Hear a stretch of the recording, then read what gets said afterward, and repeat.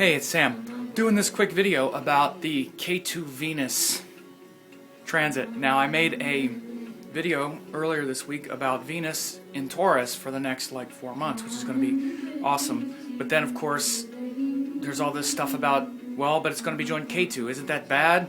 You say it's good. I heard it's bad. Good, bad, so whatever. Here's the thing. I have to come right out and say, I think most of the time the nodes are overemphasized toward the negative. And there are specific rules in Brihat Parashara Sastra, which is the only real authoritative text besides Jaimini Sutras in Vedic astrology, but Jaimini Sutras is written in a very confusing code, and there's a lot of disagreement about it. But Brihat Parashara Sastra was written by Rishi, which was one who contemplated the mysteries of the universe and then wrote it down. Rahu and Ketu are mainly ignored in that text. A few things are said, and the things that are said are very potent. I actually taught a whole course on this a couple of years ago, where I break down from the sutras the deep implications of what we know about Rahu and Ketu. And one thing for sure, Rahu and Ketu can give more power more quickly than pretty much anything else astrologically. What they are, first to understand, is they're the intersection points of the moon, sun, and earth. Where sun, moon, and earth intersect, where their energies intersect, is what the node is. It's not an actual it's not an actual planetoid that is a rock in the sky, a form, but it is a graha which grabs and attaches us to our karmas all the same. And in fact, in many ways, it's much more compelling because it's the subconscious and hidden energies and powers. Really, what Rahu and Ketu are is the forces that connect us to deep intuition that doesn't necessarily require some kind of external sensory perception. What I mean to say is, usually when we learn something, we say, oh yeah, I read a book about that, or this happened and so I naturally thought of this, or we see something and it triggers a memory, and we have this connection to why we have this sudden feeling and this sudden thing in our mind and heart.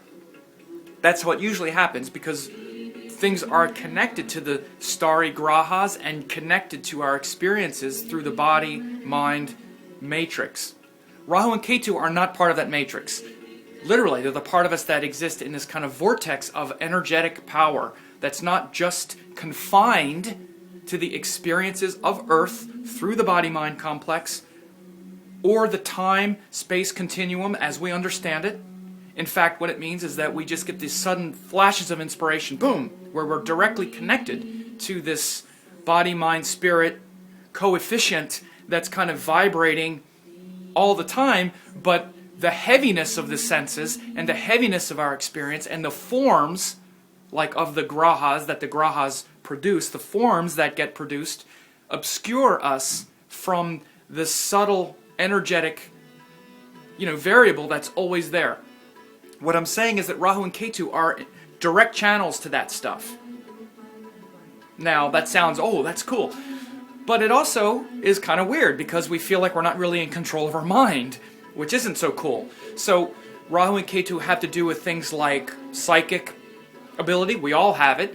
Wherever Rahu is, we have a sort of psychic ability about, let's say, the future. We just sense how these things work.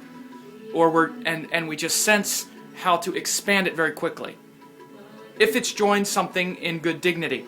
Ketu is more about how things were in the past, like this kind of psychic ability related to the past. Let's say as a simple example, Rahu's psychic ability is you could maybe look at someone and just be able to sense what's going to happen to them, in the future. Rahu's about the future. Ketu is where you can look at someone, you can sense what's happened in the past. As an example, these are simple examples.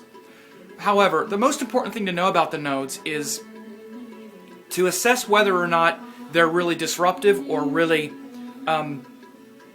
advancing has to do with the dignity of the rulers, the planets they're joined, and the level of intelligence that happens there. It's clearly stated in the sutras that Rahu and Ketu give the results of the planets they join, as Baba Lords, means as house lords, they also give the results of those houses and those signs. And they really are just magnifying forces. They magnify whatever they're joined. If you get Rahu and Ketu joined their ruler, it's going to be very powerful. It's going to concentrate the energy of that ruler. And this is what's going to happen when Venus goes through Taurus. It's like Venus is in Taurus and it's with Ketu. Ketu concentrates that energy with enormous expertise and power. Because that's what Ketu is. It's the experience we've had. Rahu is the experiences we haven't had yet, so it's more disruptive because it's more immature. But here's one thing to realize about the nodes, and this is totally overlooked. Not totally overlooked, but it's often just not mentioned, but the nodes mature in our mid-40s. It's a little different based on the text, which one, exactly which age. Some say 42, some say 45, Rahu 42, Ketu 45, stuff like that. But if you're in your 40s or close to your 40s, the nodes are close to being mature. After the age of maturation, the nodes, the disruptive quality of the nodes calm down enormously, which means you mainly just get a deep penetrating insight when the nodes influence things, whether in your natal chart or in the sky, which is the common influences that we're all under. So these are a few things to consider. Number one, Venus going through Taurus is obviously going to be very powerful for Venus stuff because Venus rules Taurus and it's in its own sign. The planets, the starry grahas, are the real overlords of things. And Venus, as a karaka, is the overlord of happiness, beauty, interpersonal relations, which means the conditional relationships we have with each other, romantically, business-wise. When two people have mutual desire or they have a desire for a mutual goal, Venus presides over that relationship. It's most intensified in the romantic relationship because we have common goals. I want you to make me happy, you want me to make you happy. I want you to fulfill my desires, you want me to fulfill your desires. It's very strong. But this also comes into play in, for instance, business. Venus is very important for business. This is why Venus rules. Her Mula Trikona is Libra, which is a very important business Vaishya sign. It's a sign of a Vaishya, which is a merchant. Venus is a great merchant in that regard because it gives a fair bargain. Venus is the part of us that doesn't feel good if satisfying my desires means you have to be unhappy. There's many of the other planetary energy says, I want what I want, and if it makes you unhappy, that's just too bad. Venus is the part of us that hurts when that happens. Wants everyone to feel taken care of. So when Venus goes into Taurus, this becomes an internal psychological phenomena where it's mainly about our immediate family and resources and our immediate environment. This can be a difficult quality of Taurus, to be kind of entrenched and stuck in our little sphere, with our little herd. But regardless, this allows us to actually connect with and appreciate and value, big Venus keywords, those who are in our circle, who are part of our clan and who have invested their attention and love in our life. So Venus and Taurus gives us an enormous potential to really know this lesson.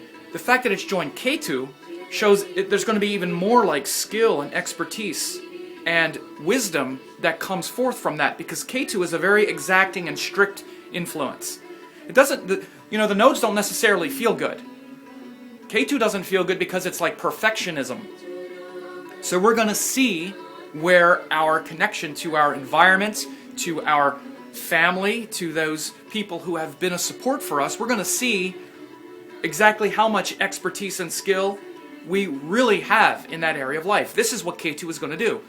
So you could say, oh, that's bad. Let's say Ketu wasn't there and Venus goes through Taurus. It's just going to maybe enhance the pleasure cycle. With Ketu there, the pleasure cycle will be enhanced, but then Ketu is going to go, is that all there is? Is that the real nature of pleasure? Is this the true highest quality of this Venus in Taurus, or does it go deeper into a sense of contentment and peace beyond just the things we have, the possessions we have, the people we have, and the possessive nature of Taurus to be kind of entrenched in their little herd and want to be in their little spot and have their little space of comfort and hold on to it. Ketu is going to go, is that all there is? The truth is, when I did the first assessment of Venus and Taurus, I folded this into this awareness into the explanation. I already talked about this because I knew it was going to be joined Ketu, but I'm making a more subtle distinction now. Venus and Taurus in general could easily just make us much more indulgent, but also make us peace-loving and support our romantic relationships, support growth in our family relationships too. It can do all of that, but with Ketu there, it's going to really demand a higher result because that's the nature of Ketu. And so, you know, I did a whole course on the nodes a couple years ago where I broke this stuff down. What basically happens is Ketu Venus, anytime the node is joined its ruler, the node magnifies the power of that ruler because it's going to be in the sign and the ruler is going to be there. And so it's just going to magnify the expertise and the beauty and power of Venus to really deliver this Taurus lesson. Of course, what people miss more than the Venus joined Ketu is when Jupiter goes into Taurus. That's going to be more disruptive than Venus Ketu. I'll talk more about that later. That can definitely lead to the kind of entrenched, greedy, kind of expansive nature because Jupiter in Taurus is not so flowing. But I'll talk about that more later. The other thing I'll talk about later is when Venus goes retrograde, because then it's going to reflect those things more internally and make them more psychological lessons. But this is the big Venus Ketu question. It's going to concentrate the energy more. The nodes, you should start looking at them more as neutral influences. They're neutral. They're neutral based on the environment. When they're joined their ruler, they become very powerful to concentrate the nature of that ruler. If it's Ketu, it really concentrates it. If it's Rahu, it really expands it very quickly and says, wow, I want to really know more about this. Rahu can be very creative in that way because it's... And the problem with the nodes is when they're joined difficult, when they're not joined, like if they're joined an enemy. Like when when Jupiter goes into Taurus, Jupiter Ketu in Taurus is trouble. That's not so good because Jupiter is not so friendly in Taurus, and Ketu is going to really concentrate that energy. So I'll talk more about that in a future video.